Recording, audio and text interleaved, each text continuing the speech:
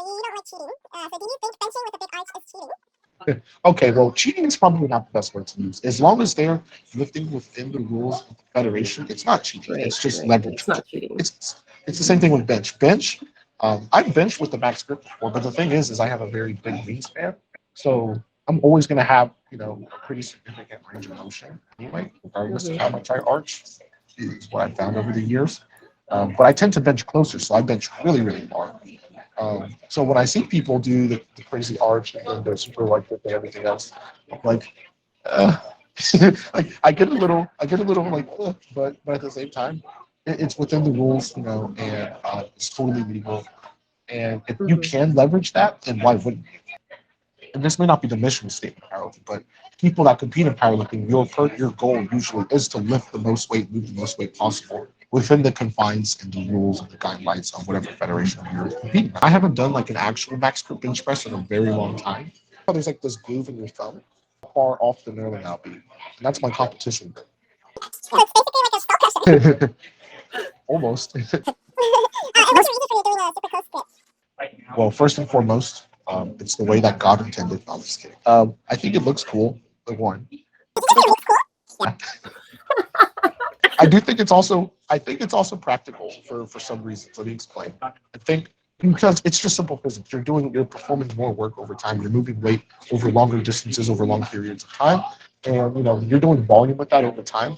I tend to notice that I build, more musculature, more muscle mass, and I just get stronger and I have more power. I feel like it's good for my shoulder health, my chest health and stuff like that. Because I have strained the pec before, like twice. 2020, I strained my pec twice, and I was always benching like max grip. And I can still do max grip, but max grip is just less comfortable for me. And I just feel like there's a higher likelihood that could reoccur. Whereas with the closer grip, I feel like I mitigate that risk, and I feel a lot of power when I bench right. So benching closer for me is also more consistent. My close grip and my conventional deadlifts are more reliable for me at certain loads. And if I'm trying to build a total, sometimes I'll go for the more reliable lift rather than the lift that has the higher threshold of strength. And sometimes over time, as you gain weight or lose weight or gain muscle mass, your leverages can also change, and the way that you lift might also have to change along with that to be most optimal. How long do you spend in the gym, actually? The last interview I checked with you, you said like 10 to 12 hours a week. Is that still the same now? Yeah, maybe a little more at this point, because lately I've been working I've been doing even more. And that also has, I think, interestingly masked my strength somewhat on the big three lifts, because I've been doing like more accessories, more daily cardio, more stuff than I have in the past few years. It's more like And you do daily cardio? You do cardio 4 days a week? 5 days. That kind of Yeah. mentality. Well, yeah, I totally agree. You're not designed to be, evolutionarily, biologically. You're not designed to be sedentary. So I do think that some incorporation of cardio is important. Now, you don't have to kill yourself and run 5 miles a day. You don't have to walk for 20 minutes, 30 minutes a day, at a comfortable pace.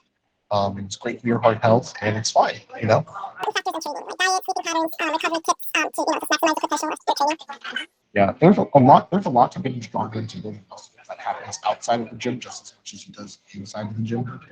Of course, there's try to optimize sleep for athletic performance. That's important. There's also, of course, diet. Making sure you have an adequate intake. And calories in general, depending on your goal, whether you're trying to gain weight or gain mass to fill out a weight class, or lose weight, to get into a smaller weight class. That doing it in a sustainable way that doesn't, impact your training too negatively. I think also cardio, like cardio, again, this is like I'm talking like walking. Those are really the major things. And then, doing something, that you find fun to just get your mind, I think, off of training or work or whatever. Also, just work-life balance. And you're always under a lot of stress. You don't really have much for an adequate work-life balance. Yesterday, I'm like, or do you have any recovery tips? You eat well or you eat better or something like that? Yeah, I mean, I try to. I'm not always perfect at it. I always don't get optimal sleep. I always don't get, to have the best work-life balance, among other things, just because of the nature of the stuff that I do. But But at the same point in time, I do my best to maximize, always work with what I have, and just having, I think mentality is also a big thing here too. Just having the right mentality, working with what you have, and being able to maximize what you have, rather than worrying about what you don't have. So, you talked about mentality, and, everyone still, I mean, including you probably, we still have some bad training days, right? We do this all the, people say don't chase the numbers, just focus on the training, but, sometimes it's just really hard not to chase the numbers. And, a lot of people quit when they don't have those newbie gains anymore. They're like, oh, this is my limit, like, I'll just stop here. I'm sure you have some bad training days. What's your mindset on those days? Yeah. Well, it's hard to tell people not to chase numbers only because we're literally in a sport where your number determines, the amount of weight you lift determines if you win or lose. Like it is it's as objective as it gets, to some degree we are all chasing numbers. And I don't think it's a bad thing to say that, but I do think sometimes people get too caught up in numbers. It can happen. For me, like yesterday, for instance, yesterday wasn't like one of my great training sessions. But at the same point in time, I like to take perspective. I like to zoom out, big picture. I like to look at the macro factors that are affecting that training. Like, okay, what's going on here? Why do I feel like this today? Why is it harder, etc. And I can usually develop some sort of causal story where I can rationalize it. And for me, I like to try to be as objective as possible about my training, and I don't like to get overly emotional and make overly emotional decisions. So I try to be analytical about things. I try to zoom out and objectively look at the big picture and see how this one day is just one point of data. And, it's a microcosm in a much bigger, grand sort of plan. And it's almost kind of like, it's not minimizing your training, but it's making each session not the end of the world. And when you put it that way, it's really hard to believe that one little thought can ruin the entire, that one blip can ruin the entire plan, What do you enjoy about powerlifting, like specifically powerlifting? What makes you keep going? Like, what motivates you the most in the sport?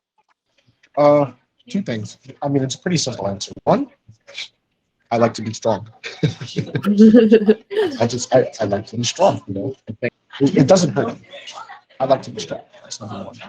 Number two, I really enjoy the process. I enjoy progress. I enjoy the challenge, the mental challenge of programming things so delicately and accurately, to a point to where you're still able to progress. I like to think 2, 3, 4 steps ahead, moves ahead of not just, my training, but where I'm going to compete, who I'm going to compete against, and, things like that. And I project those things. So I have like short-term, medium, and Cool. So how long will you be lifting from now? for the rest of my life. Favorite gym outfit and favorite meet outfit? Favorite gym outfit? It would probably be, and I wear it very rarely, but I have a shirt.